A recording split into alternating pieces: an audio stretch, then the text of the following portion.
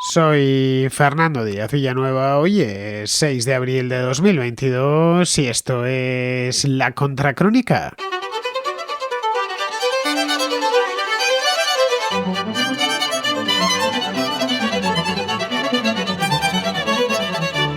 Robert Habeck, ministro de Economía de Alemania, ordenó este lunes a la Bundesnetzagentur, la agencia federal que se encarga de la red eléctrica nacional, que tome el control de Gazprom Germania, antigua filial de Gazprom, la gasística rusa en Alemania. La operación se produce 2 días después de que la matriz se desprendiese de su participación en su subsidiaria alemana. La legislación alemana permite al gobierno examinar las transacciones en las que participen empresas de fuera de la Unión Europea que consideren relevantes. Gazprom Germania se dedica al comercio, al almacenamiento y al transporte de energía y pasará a ser administrada por el regulador alemán para garantizar el suministro energético dentro del país. La intervención ha venido justificada por la situación en Ucrania y la voluntad política de no exponer la infraestructura energética de Alemania a las decisiones del Kremlin, que a la vista de lo sucedido son un tanto arbitrarias y caprichosas. La empresa posee bastantes activos en Alemania, como el proveedor de gas natural Vingas, que tiene una cuota de mercado muy relevante, de alrededor del 20% dentro del país. Tiene también la empresa de almacenamiento de gas Astora y una rama comercial con sede en Londres, aparte de otras filiales menores en el extranjero. Como vemos, es una empresa bastante grande. La decisión de intervenir esta empresa, de intervenir Gazprom Germania, algo impensable hace solo un mes, llega además en un momento muy delicado para Alemania y para el resto de Europa, al menos desde el punto de vista energético.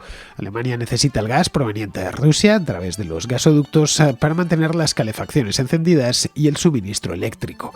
La dependencia es tal que no se pueden permitir a corto y medio plazo prescindir de él, un punto débil que Vladimir Putin está aprovechando al máximo en su beneficio. Mientras Alemania siga comprando gas, que es su principal fuente de ingresos, pues se mantendrá a salvo. Con ese dinero financia la guerra de Ucrania, la misma que el gobierno alemán ha condenado en todos los foros internacionales. Alemania, recordemos, ha adoptado una postura dura con respecto a las sanciones a Rusia. Este absurdo se debe a una sucesión de malas decisiones en política energética sostenidas durante décadas y por varios gobiernos. Olaf Scholz ha sido el último en llegar, llegó a la Cancillería hace solo unos meses, se lo encontró ya todo así y se verá ahora obligado por las circunstancias a dar un giro de 90 grados en todo lo relacionado con la energía. Quiere acabar con esa dependencia de Rusia, pero eso no es rápido por un lado y por otro implica abrazar políticas a las que el propio Scholz era reacio en campaña electoral, como por ejemplo prorrogar la vida de las 3 centrales nucleares que quedan abiertas en Alemania, como seguir quemando carbón, lignito o como proveerse de gas en otros lugares del mundo, para lo que necesitará construir rápidamente plantas de regasificación en la costa. Actualmente Alemania no tiene ninguna. Alemania está en estos momentos, como vemos, con el gas al cuello. Pues bien, para tratar este tema de capital importancia en la crisis actual, en el este de Europa nos acompaña hoy en la Contracrónica Luis Gómez, que es todo un experto en temas climáticos y energéticos. Vive además Luis en Alemania desde hace ya muchísimo tiempo, desde hace más de 30 años, y conoce a fondo los motivos que han llevado a este callejón sin salida a los alemanes.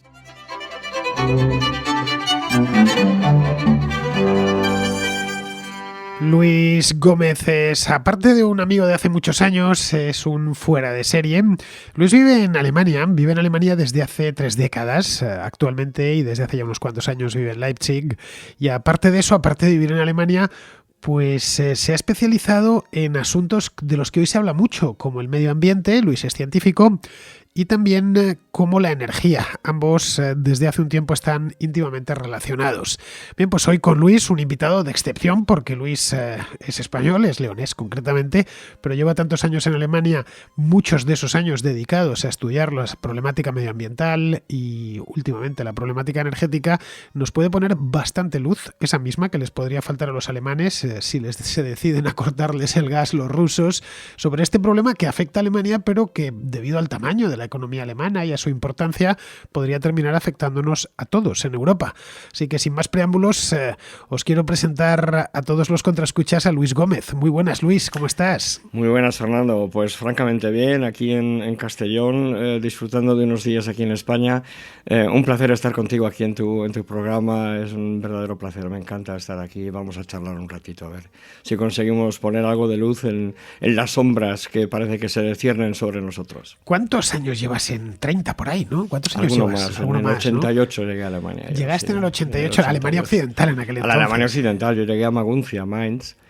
Y allí estuve viviendo en la zona del Rin y el Meno pues hasta 1995, fíjate tú. En el 95 hice yo una pausa, estuve trabajando en España 3 años. En ese tiempo conozco a mi mujer, nacen nuestros 2 hijos y en el 98 nos volvemos a Alemania, volvemos otra vez a la zona del Rin, hasta el 2005 que ya decidimos poner el laboratorio en el que fundé y en el que trabajamos en Leipzig, y desde el 2005 estamos ahí en Leipzig, una ciudad maravillosa del este de Alemania, totalmente inesperada desde todo punto de vista. Estamos enamorados de Leipzig.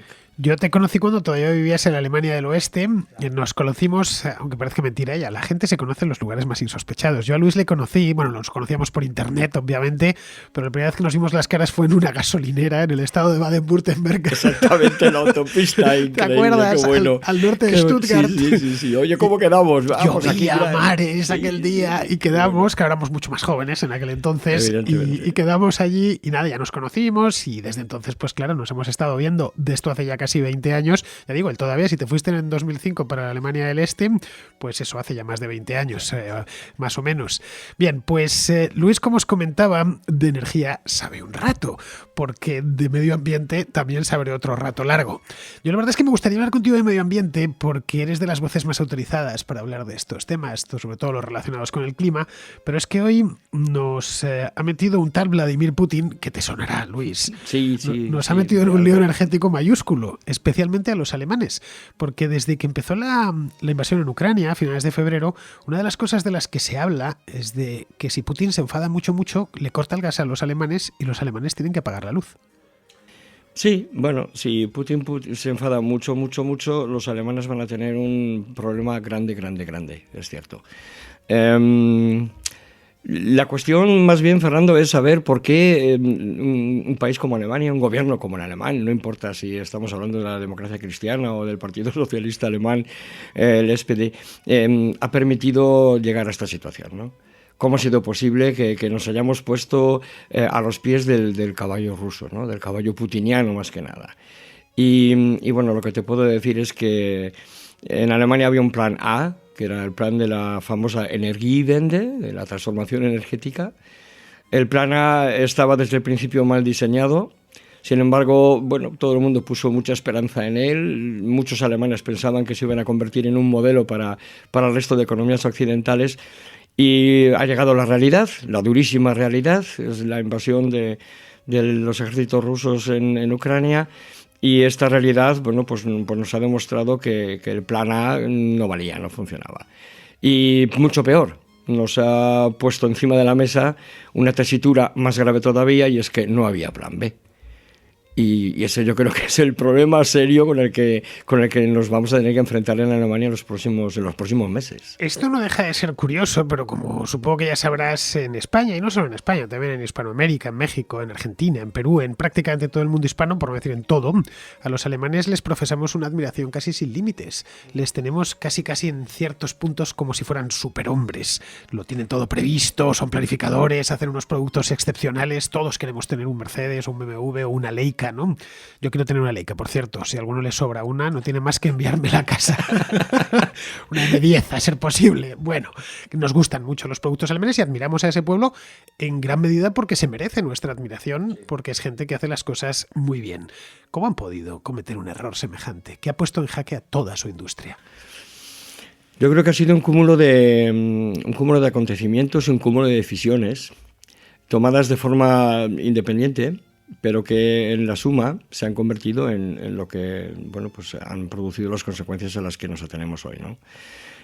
Por un lado, la decisión, el afán de los dos partidos mayoritarios alemanes por evitar la presencia de los verdes en el Parlamento o incluso en el gobierno. Llevó a que tanto el Partido Socialista como el Partido Cristiano Demócrata asumieran muchas de las políticas que los verdes ponían encima de la mesa, ¿no? Tanto desde el punto de vista de la protección del medio ambiente, pero y sobre todo desde el punto de vista de la aversión ante la energía nuclear. Esta aversión ante la energía nuclear, que no era nueva, pero que con la catástrofe de Fukushima encontró, vamos a decirlo así, Fukushima se convirtió en la disculpa perfecta, ¿no? para anunciar, bueno, pues acabamos de ver lo que ha pasado en Fukushima, el riesgo que corremos es muy grande, es el mejor momento para decidir abandonar la energía nuclear, ¿no? Con lo cual se combinaron dos decisiones que en principio no se iban a tomar al unísono. Una era la de fomentar a toda costa las energías renovables, la otra la de abandonar la energía nuclear.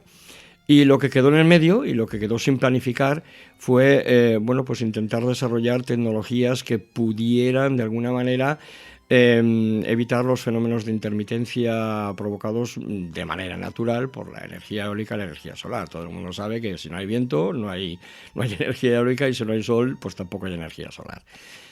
Esto no se hizo. Se invirtieron cantidades inmensas de dinero en la promoción de la energía eólica y de la energía fotovoltaica. Grandes ganadores de la promoción de la energía fotovoltaica, de la subvención de la energía fotovoltaica, no fueron los alemanes, fueron los chinos, los fabricantes chinos de placas solares, curiosamente. Y bueno, pues se dejaron en el cajón, en el baúl de los olvidos, en este caso no en el baúl de los recuerdos, en el de los olvidos, el tema del desarrollo de tecnologías que permitieran el almacenado de la energía sobrante que se genera, vamos a poner un ejemplo, en horas de actividad normal del viento en el Mar del Norte se genera una cantidad ingente de energía por los aerogeneradores offshore que se pierde, simple y llanamente porque no se puede transportar, no se puede llevar al sur de Alemania. No se puede almacenar. No se puede almacenar y esta energía lamentablemente se pierde. Entonces hay momentos en los que si tenemos en cuenta la producción de las centrales nucleares que aún funcionan, más la energía eólica tanto offshore como onshore, es decir, la que está en los océanos como la que está en tierra, ¿no? en territorio alemán, hay momentos en los que la producción alemana es claramente renovable, es claramente pues con un balance bastante bueno de emisiones de dióxido de carbono, y sin embargo hay muchísimas ocasiones, en invierno sobre todo, en las que pues no hace sol, el viento desgraciadamente en las últimas 2 temporadas invernales no ha sido muy positivo, y tampoco había energía eólica suficiente, y pues no ha quedado más remedio que quemar muchísimo gas y quemar muchísimo carbón. Es muy importante, muy interesante, ¿no? Estamos quemando grandes cantidades de lignito, que es algo inaudito. Lignito nacional, porque en Alemania se produce mucho lignito. Es decir, ellos tienen unas minas de carbón a cielo abierto, un carbón muy barato el que extraen, pero claro, hay que pagar derechos de carbono cuando se quema carbón y son muy grandes. La factura se ha ido encareciendo. Y tremendamente contaminante y tremendamente agresivo con el medio ambiente. Es decir, estamos hablando de explotaciones a cielo abierto de muchas hectáreas, en zonas que unas se pueden recuperar, otras no son recuperables, se pierde zona de bosque, acaban de expropiar la semana pasada, no puedo decirte una cifra porque mentiría, pero una cantidad importante de hectáreas a una comunidad en el este de Alemania, que supone el desahucio de al menos 25 familias, es decir, estamos ante una situación, ante una forma de explotación, de obtención de energía, que es la de quemar lignito, que más allá de que yo soy partidario de dejar de quemar cosas, está provocando también un impacto medioambiental importante, ¿no?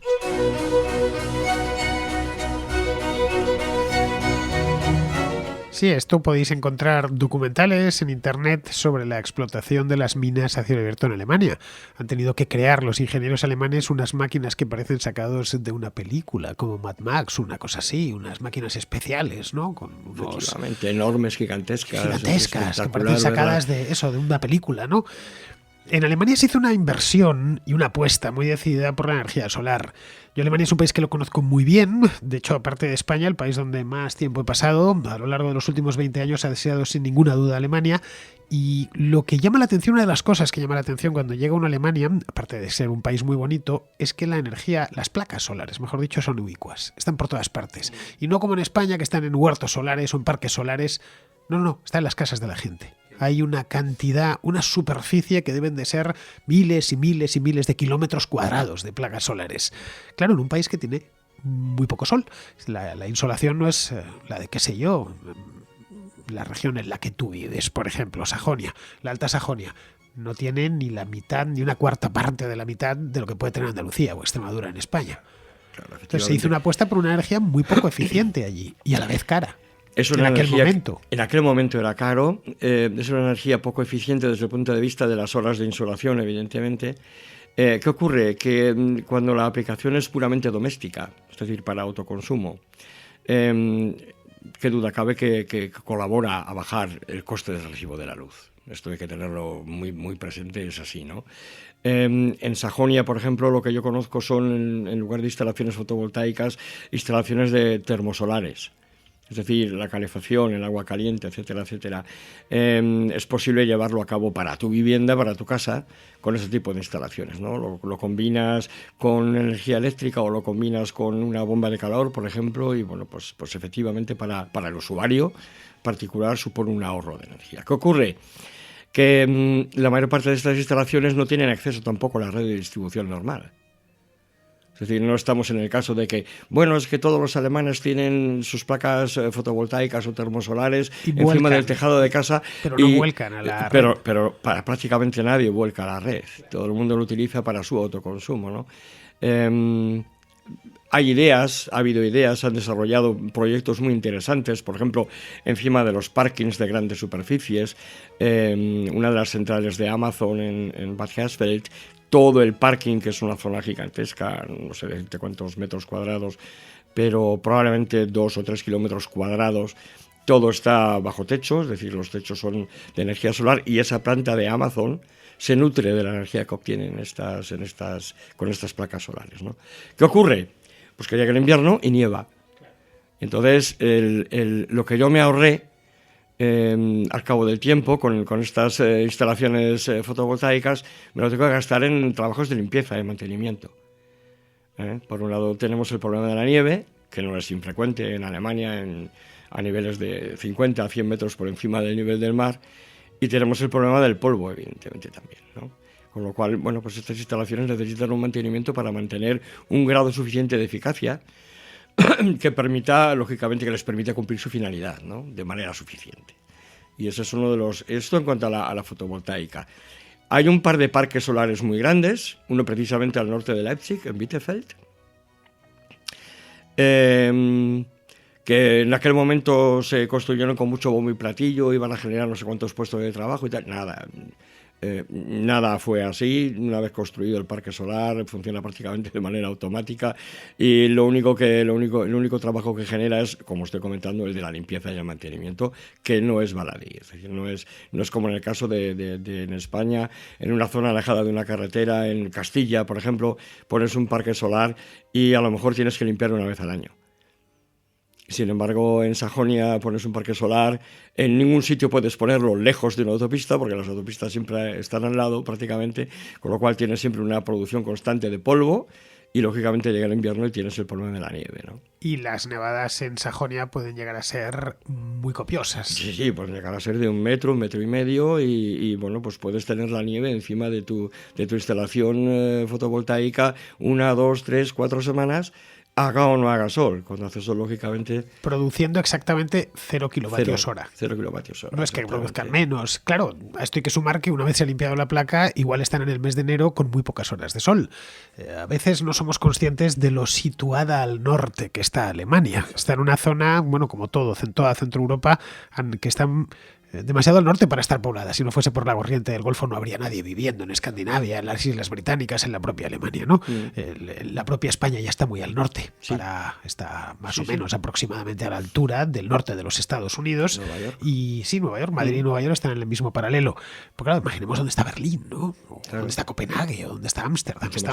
Y tienen unos inviernos de días muy cortos, extraordinariamente cortos. Eso nos mata mucho a los españoles cuando pasamos el primer invierno allí, que sentimos que alguien ha puesto una capota en el cielo.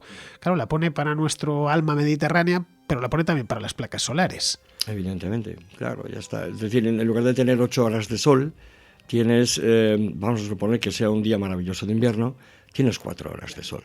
4 horas efectivas de sol. Y ese sol de uñas de Alemania en invierno, que ni calienta ni nada. Bueno, pero produce energía. Algo produce, sí, produce claro. Energía. Algo de energía se produce pocas horas. A ver, yo soy gran partidario de las placas solares como complemento a la vista está, que además están bien desarrolladas y son baratas. También lo soy de la energía eólica, pero lo soy por encima de todo de la fiabilidad energética. Es decir, que le das al interruptor de la luz y se encienda.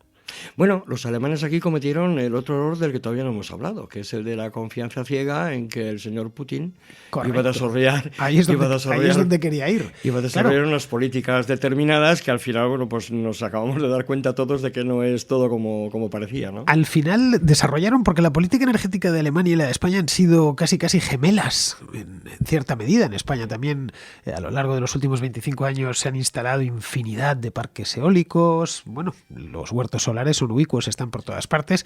Cierto es que con mucho más horas de sol que tenemos en España que en Alemania, luego son más productivos las placas solares en España por una cuestión de latitud, ¿no? Y de cantidad de sol que cae sobre el terreno, pero se han parecido bastante las dos políticas. Vamos a apostar a lo bestia por las renovables, lo cual no está mal, pero claro, necesitamos aportar seguridad al sistema. Y la seguridad se ha cubierto con gas, porque no se quería quemar carbón y se querían cerrar las centrales nucleares. En España se buscó la seguridad instalando regasificadoras en la costa y poniendo un par de gasoductos con el norte de África. Y en lo cual, bueno, se diversificó en cierta medida. Si no traes el gas de Argelia, pues lo traes de Libia, y si no de Nigeria, y si no de Qatar, y si no de Venezuela. Al final te vas a encontrar un proveedor en algún lugar, ¿no? En Alemania, en cambio, al estar en ese corredor que viene desde Siberia hasta la gran llanura europea, vieron que les podía llegar un gas a muy buen precio, en grandes cantidades, desde el norte de Rusia, y se entregaron con todo lo que tenían. Con todo. Con algunas cosas como que en España se suele ignorar, pero los que tengan edad lo recordarán. Hubo un canciller antes de Merkel llamado Gerhard Schröder que pasó de la Cancillería a Gazprom. Pero directamente, además. Es decir, a los 3 meses. Una puerta giratoria. Sí, a los 3 meses, creo. Fue abandonar la Cancillería alemana e ingresar en la cúpula de Gazprom, ¿no? Fue una cosa muy interesante. Yo no sé si realmente está relacionado o no, porque realmente yo creo que es algo que no llegaremos a saber nunca, ¿no? Lo que sí es cierto es que, bueno, pues cuando se juntan 2, 3 coincidencias de este tipo, uno tiene tendencia a pensar que a lo mejor no es coincidencia, ¿no? Que a lo mejor no es casualidad. El caso es que efectivamente Gerhard Schröder abandona la Cancillería, ingresa directamente en el Consejo Directivo de Gazprom. Angela Merkel se esfuerza durante muchos años por terminar de completar la construcción del gasoducto de Yamal, por terminar de consolidar el Nord Stream 1 y por construir el Nord Stream 2, que son los 3 grandes gasoductos que proveen Alemania de gas ruso, ¿no? Y esa ha sido la política de respaldo de la transformación energética alemana, es decir, el gas de Putin. En las últimas semanas estamos escuchando de boca de todo el mundo, es muy interesante, excepto de los verdes. Esto hay que apuntarlo, es importante. Los comunistas, los antiguos comunistas, Die Linke, reconociendo que efectivamente habían sobreestimado la capacidad de Putin de acercarse a las políticas de las democracias liberales occidentales. Los comunistas.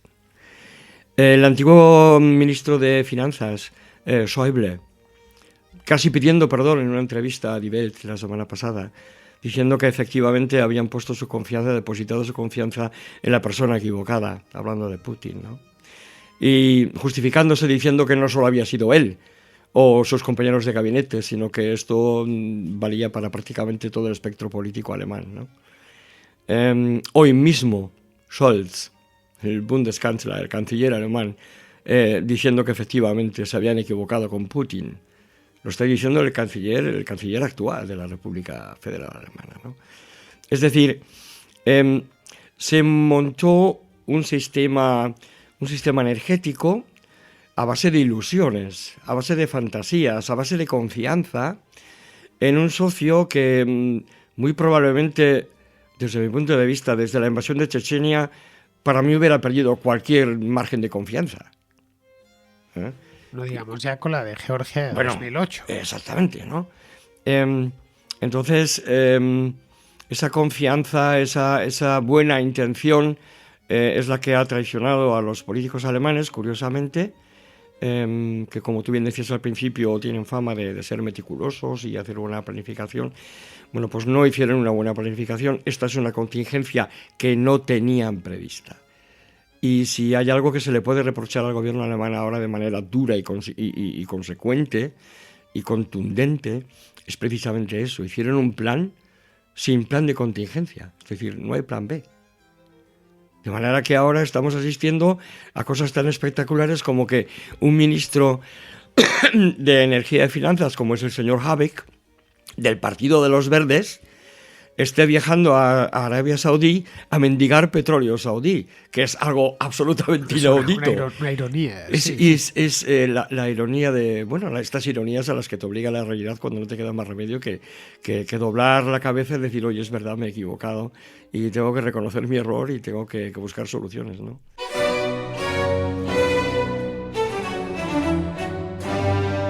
En el caso de los verdes, el año pasado cuando hubo las elecciones federales en Alemania, a mí me resultó curioso que la más dura contra Putin era Baerbock.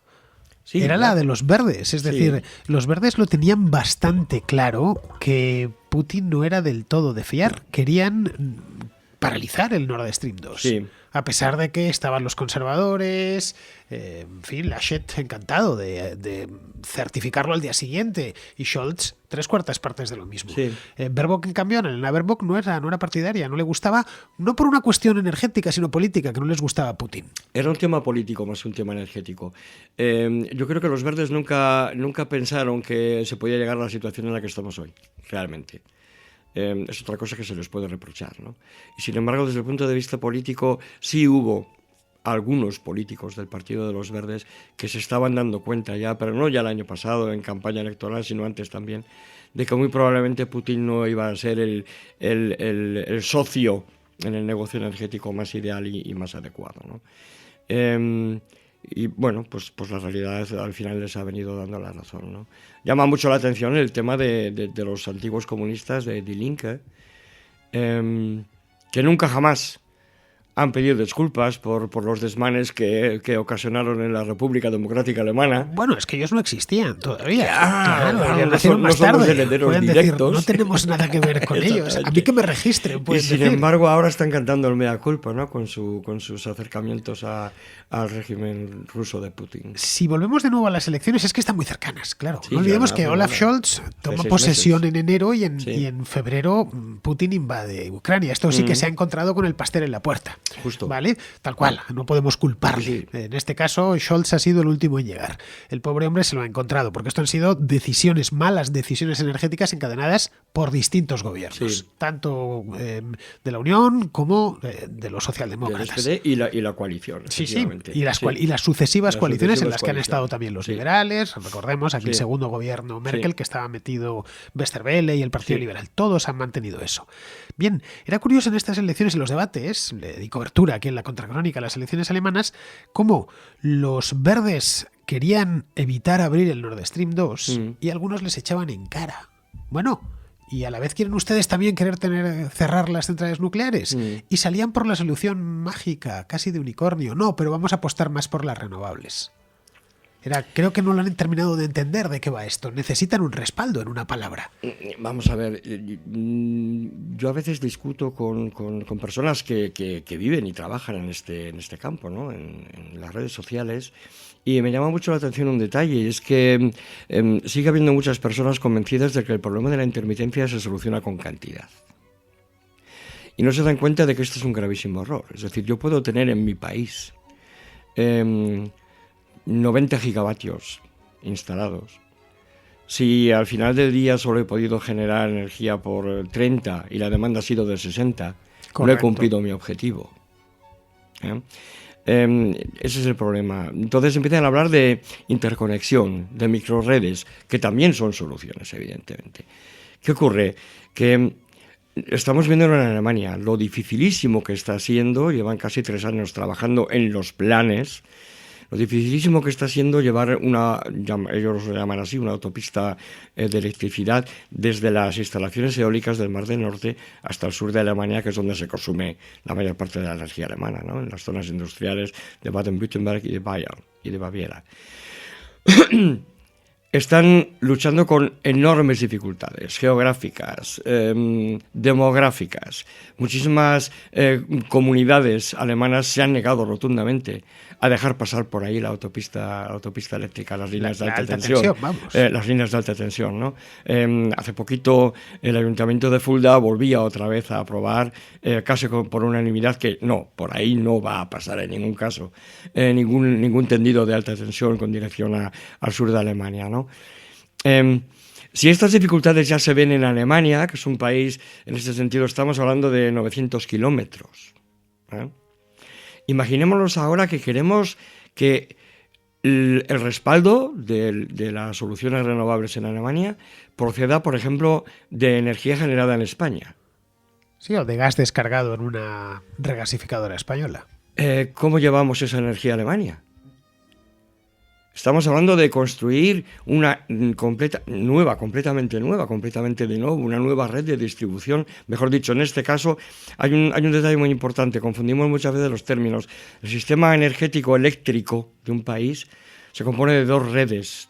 Una es la red de transporte, que es la que lleva la energía desde aquellos puntos en los que se genera a los centros de distribución, es decir, a las subterminales, y luego está la red de distribución, que es la que trae la energía, la electricidad a tu casa y a mi casa y a las empresas que la consumen.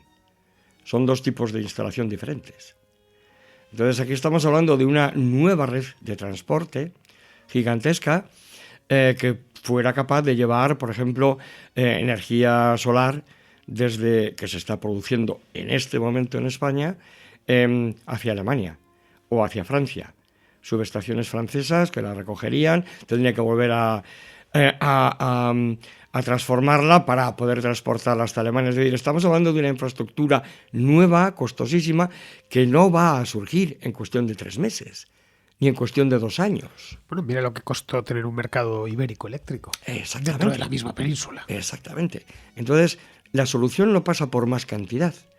La solución pasa por aumento de la eficiencia energética, tanto de los sistemas eólicos como fotovoltaicos, y B, almacenado de la energía que sobra, de la que no se puede servir a la red, cuando es sobreproducción solar o eólica.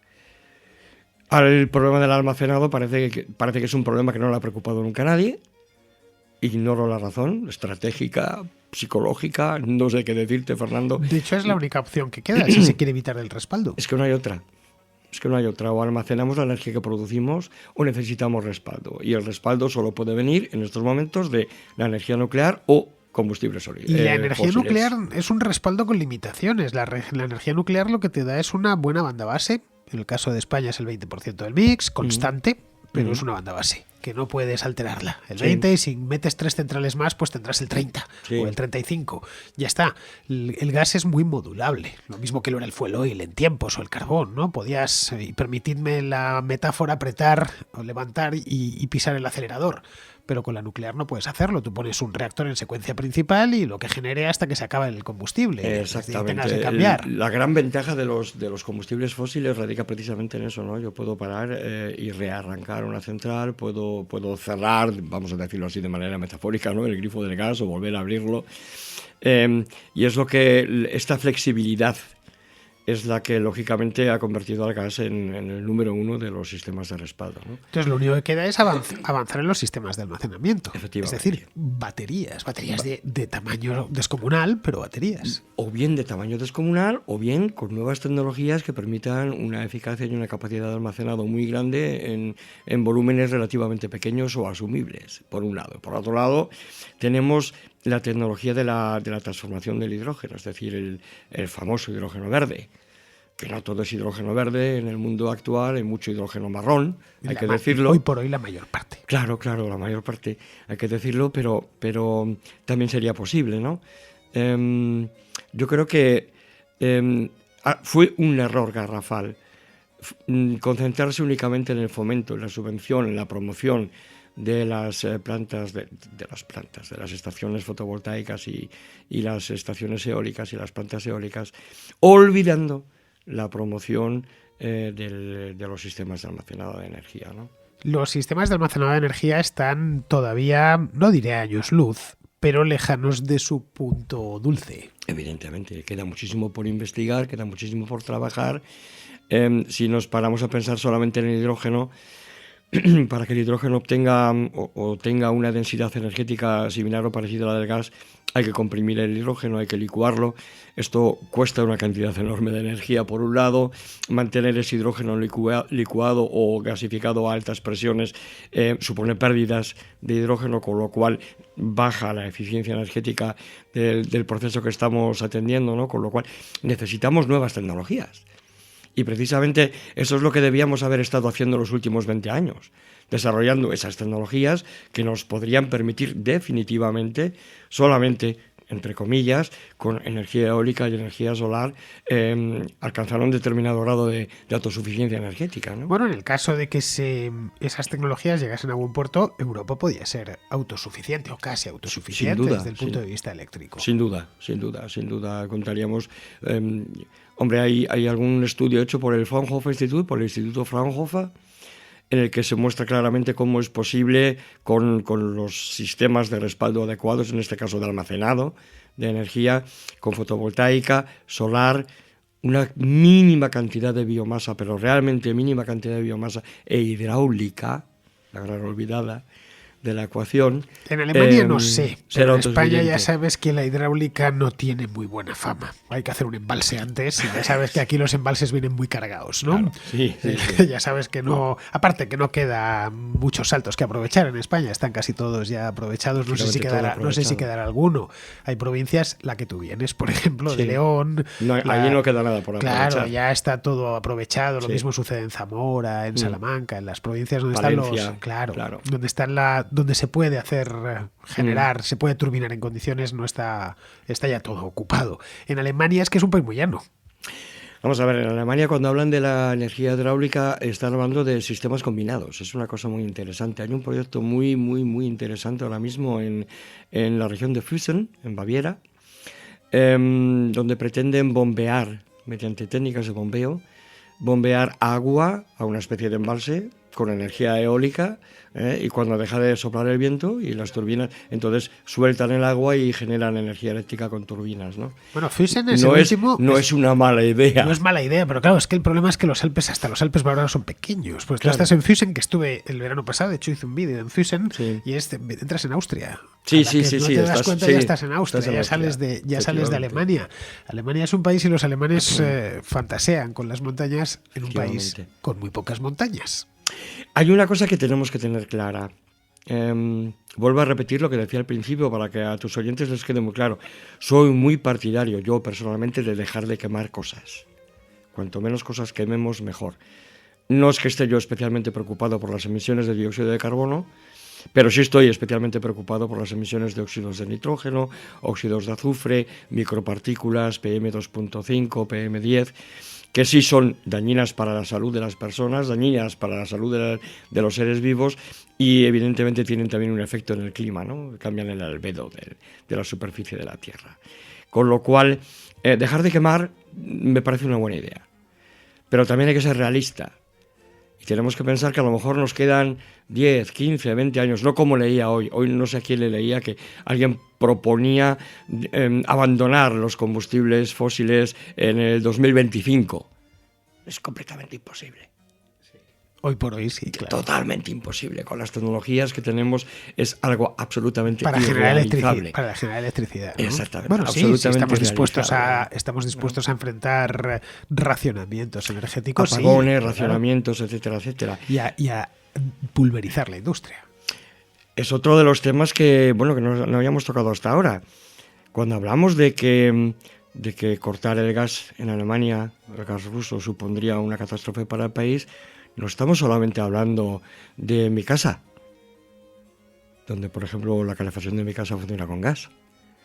Tendría que racionar, tendría que dejar de utilizarla, no lo sé, no tengo ni idea, tendría que empezar a quemar madera del jardín, ni idea. No, el problema es mucho más serio. El problema es que estamos hablando de la industria electrointensiva alemana, que es prácticamente toda. Sí.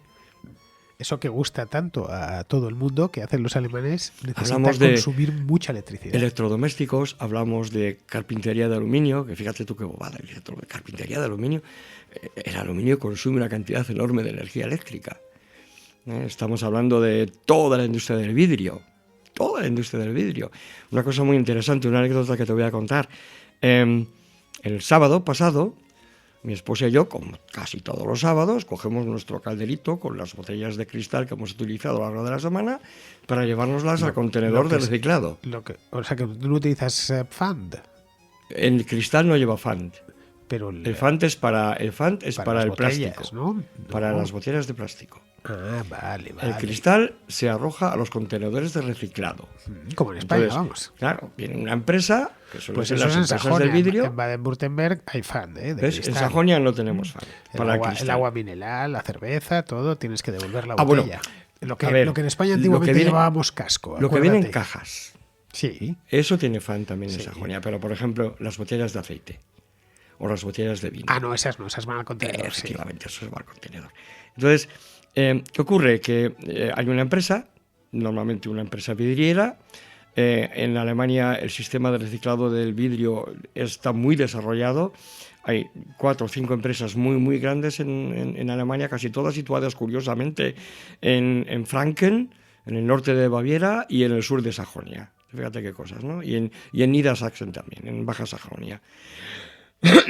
Y entonces se dedican a recoger este vidrio y se lo llevan a sus plantas y allí tienen les llaman bañeras porque son realmente enormes bañeras, calefactadas con resistencias, que consumen una cantidad enorme de energía y es donde el cristal se funde para poder ser reaprovechado. Bueno, pues este sábado pasado por primera vez no pudimos echar nuestras botellas en el contenedor porque estaba sin vaciar. Entonces acudimos rápidamente cuando llegué a casa, me fui al periódico a ver si encontraba algo y efectivamente la planta que hay al lado nuestro de casa, al lado nuestro a 50 kilómetros en Niedersachsen, en el sur de Halle, había cerrado su bañera porque no pueden pagar la factura de la luz. Sí, porque se meterían en pérdidas, claro. Si se fueran a fundir botellas. Claro. Es decir, estamos hablando de un verdadero desastre. Estamos hablando de cientos de miles de puestos de trabajo. No solamente ahora en la industria vidriera, repito, el aluminio, el acero, la fabricación de motores, la fabricación de electrodomésticos, la industria del automóvil, por supuesto. El problema es mucho más serio que el que yo tenga 4 días en invierno. Es una tragedia, vamos. Es una tragedia. Sí, que puede costar muchísimos más puestos de trabajo. Puede meter a Alemania en una crisis económica de caballo. Es una crisis económica importantísima. Y no olvidemos los alemanes siguen siendo el motor económico de la Unión Europea. La famosa locomotora. La famosa ¿no? locomotora, ¿sí? Bueno, pues Luis, hasta aquí hemos llegado. Nos hemos pasado para variar, y más teniendo a Luis. La verdad es que tenía muchas ganas de que pasase por España. En principio debería habérmelo encontrado en Madrid o en Barcelona, pero he venido a encontrármelo en el lugar más insospechado, en la ciudad de Castellón, donde hemos venido ambos a dar una charla. Hemos coincidido, estábamos en paneles distintos, eso sí, y hemos aprovechado, nos hemos ido a cenar por ahí por Castellón, y a la vuelta pues estamos grabando esto aquí, la mar de a gusto, en un hotelito. Tranquilamente, aquí sentados. Aquí sentados, además me han puesto una habitación estupenda, hasta con mesita redonda, parece esto un estudio de radio, eso sí. Bien, pues te lo agradezco muchísimo, Luis, que nos hayas acompañado hoy. No, muchas gracias a ti, Fernando, un placer, y ya sabes dónde me tienes, así que a disposición. Bien, os habréis dado cuenta que lo sabe todo sobre este tema, y además sabes muchísimo, Luis, sabes muchísimo, no te quites méritos, y además nos lo pone todo en orden. Luis es, como os he dicho antes, es hombre de ciencia y por lo tanto metódico, muy metódico a la hora de pensar y ordenar las ideas, que las tiene bastante claras, porque ya tiene unos cuantos años y al final en esto la experiencia importa bastante. Bien, queridos, pues con esto ya terminamos la contracrónica de hoy. Espero que haya sido de vuestro agrado y os emplazo a que regreséis por aquí mañana.